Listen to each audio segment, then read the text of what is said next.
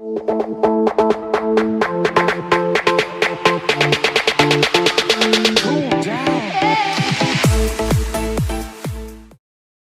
so if you're watching this, you've probably watched the last section where I took my original torn gasket and used it as a template to cut a new one out of some gasket sheet.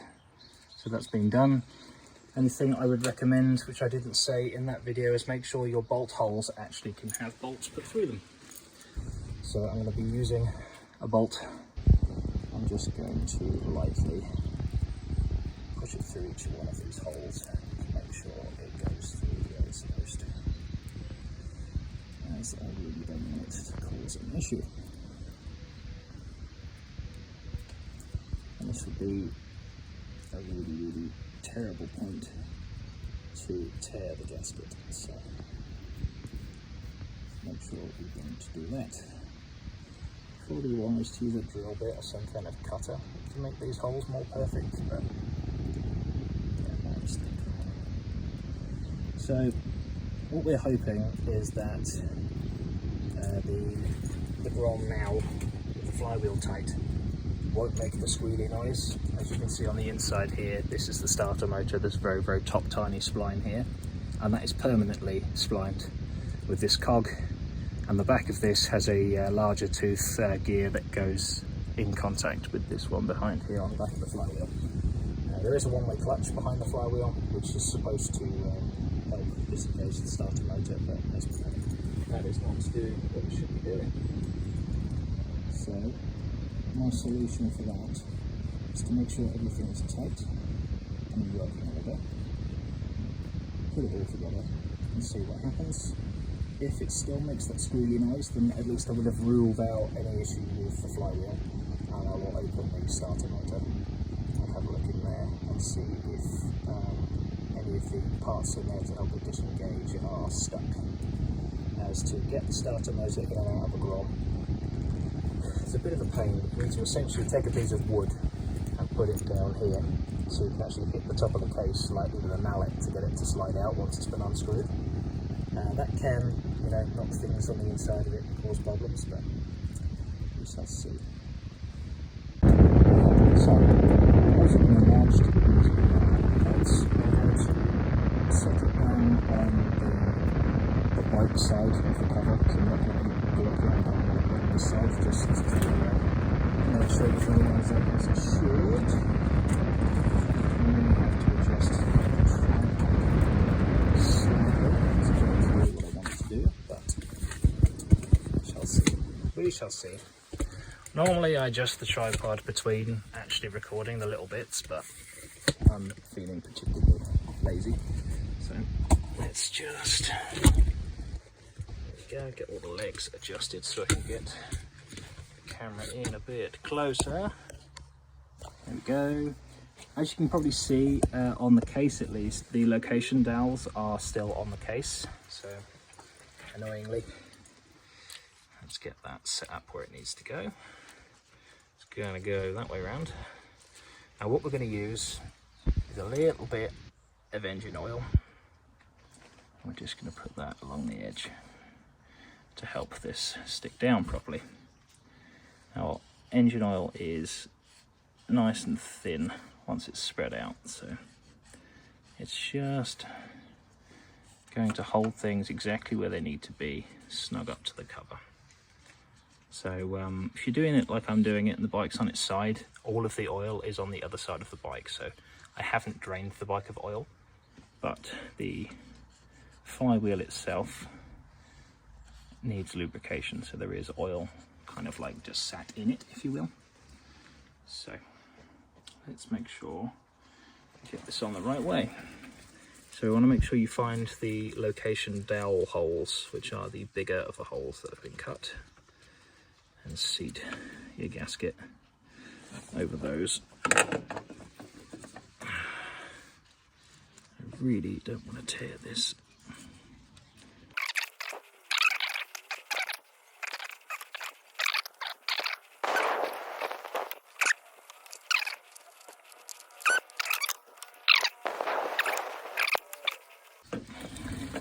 Okay, the other one was embarrassingly easy in comparison, so I'm not exactly sure what I did wrong there, but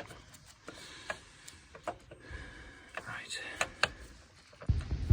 Sure, it's all seated where it needs to go. So that's the new cut gasket in place. So we're going to oil the case on the other side. I'll make sure I show you that. So as I say, there's a bit of oil here in the flywheel that I'm using, just to lube the outside, or rather make it sticky, just a little bit sticky, so the paper just tacks to it a little bit better. As all gasket sheets are different, and they are very, very, very dry in the first one. I did buy just a 4-pack of rags from Tesco, just to kind of like wipe your oily fingers on every now and again between washing your hands, as it is incredibly helpful. Now, the issue with doing this on a flywheel is, as I say in one of my other videos, the magnets. So as soon as this gets close to going where it needs to go, the magnets kind of take hold and suck the case down. So don't get your fingers caught, because it hurts. Mother, does it hurt.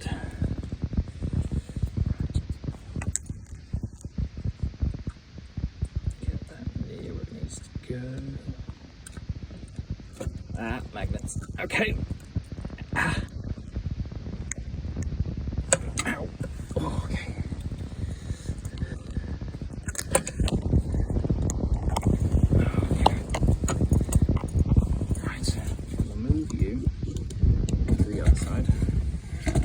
Caught on the kickstand, which isn't helpful.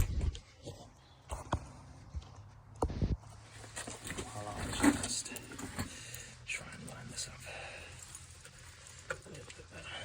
Okay. The other thing to look at here while you're doing this is to make sure that all of your bolt holes are now in the right place. As that starts to thread, yes it does, so we must be in the right place for that one.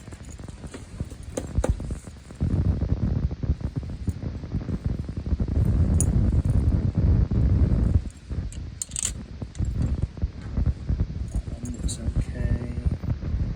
You've got these like cable management clips as well that sometimes get caught between the cases. They're a massive pain, so just make sure sort them out. And on the Grom at least, some of these bolts, 2 of them in fact, are shorter than the rest. Yeah, totally meant to do that. So the short ones go at the very top, and then the one to the left on this triangle. That's where those go. That bolt managed to go completely to the other side. Okay, there we go.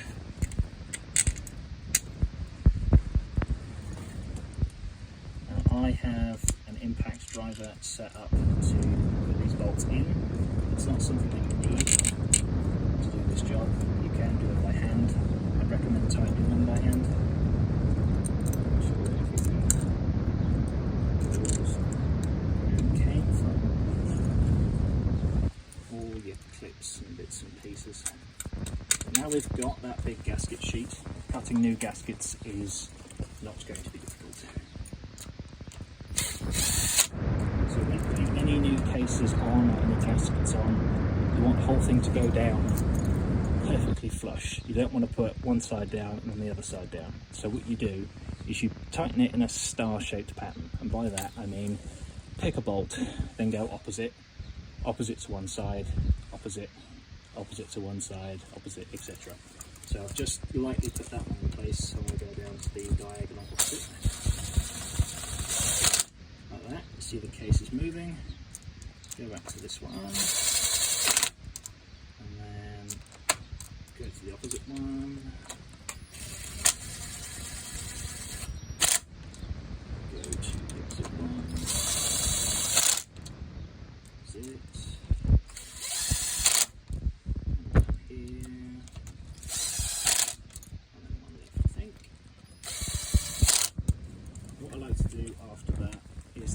all of them by hand, as they don't need to be very tight. So I usually carry this little tool with me, as it's got quite a good ratchet that's set it to tight.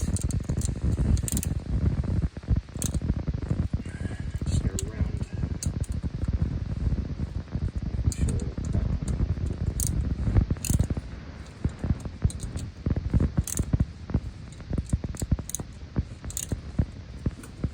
when you do this by hand, you get a really good feel for exactly how tight things are, and you can, with a bit of practice, get them all the same level of tight by hand.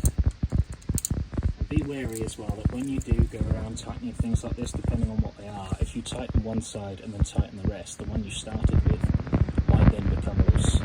If you imagine all of the tension being taken by one bolt, and then you suddenly share it out, then the tension's released off this and it might make it loose. So make sure that you definitely recheck what you started with. And that's all of it back together. So yeah, let's see what happens.